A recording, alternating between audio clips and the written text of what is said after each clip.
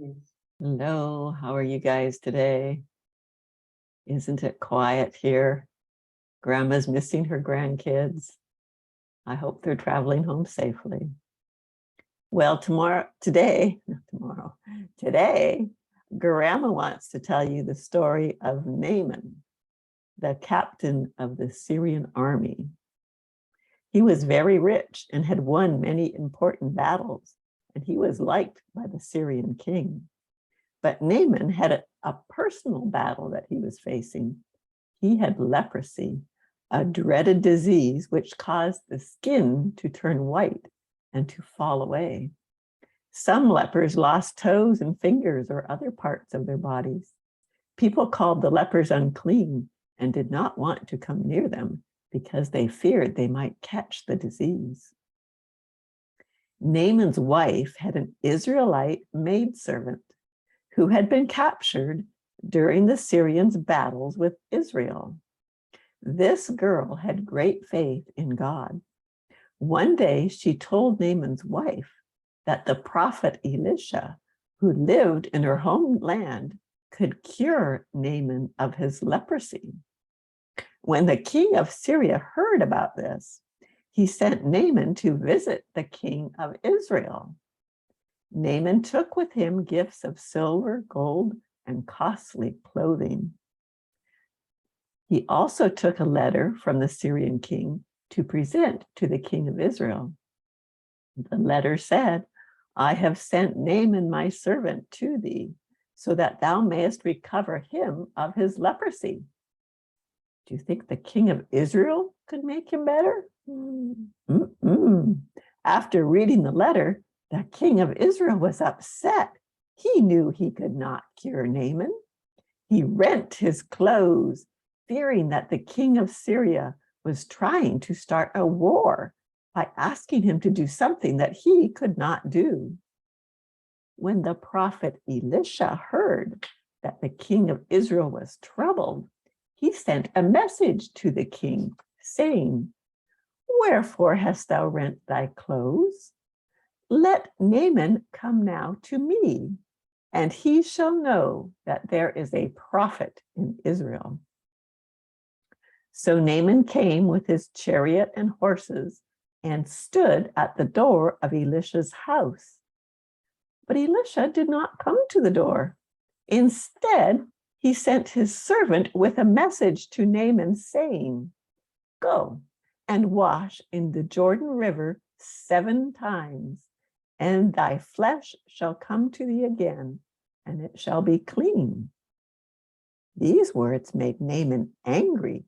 He expected Elisha to come out of his house and to heal him in some great miraculous way.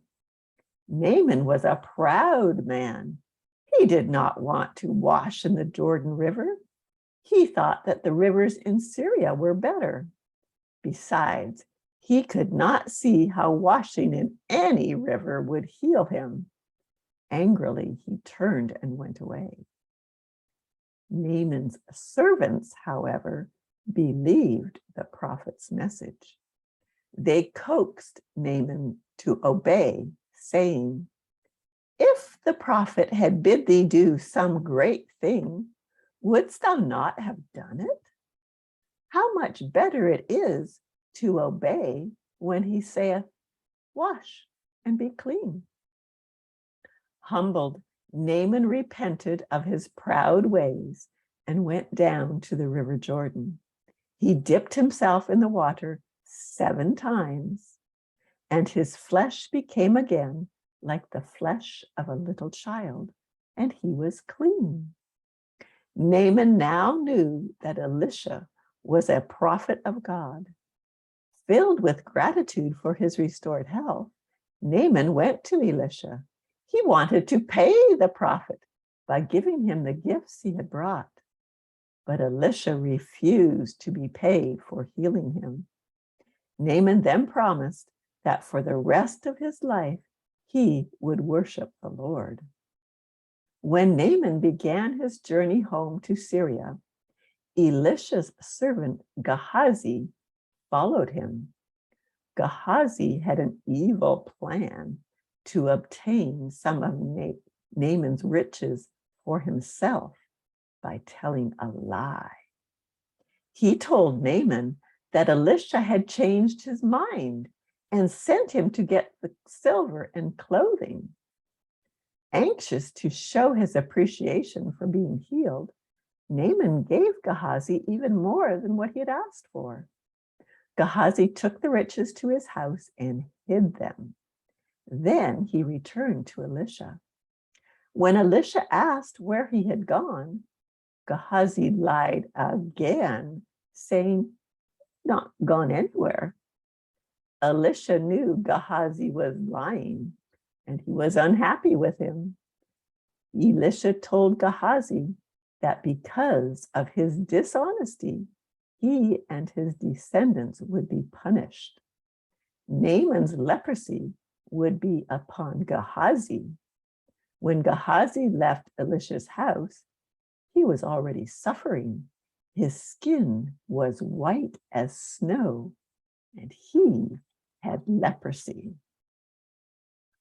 Now, here is the picture of Naaman washing in the Jordan River. And after 7 times, his skin became clean and white. And because Gehazi lied, he became leprous instead of Naaman.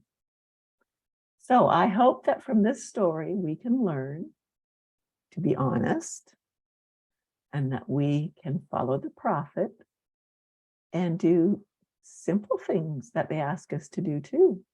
Sometimes they just ask us to remember to say our prayers and keep the commandments, which should be fairly easy to do. Sometimes we get distracted and it's hard to remember, but it's not really a hard thing to do. Well, Grandma hopes that you enjoyed the story and that you will be honest and follow the prophets, and that you remember Grandma loves you, and I'm missing some of my grandkids. Bye.